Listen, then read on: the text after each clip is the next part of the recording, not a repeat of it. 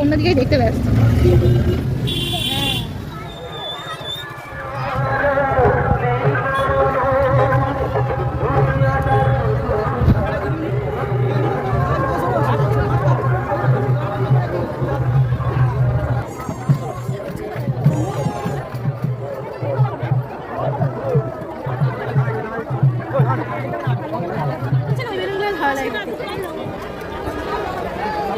উপস্থিত ছিলেন সেই সময় তাদের মননশীলতায় তার চিন্তা চেতনে প্রথম হয়েছে বাল্মীক মুনি চন্দ্রনীল বিশ্বাস।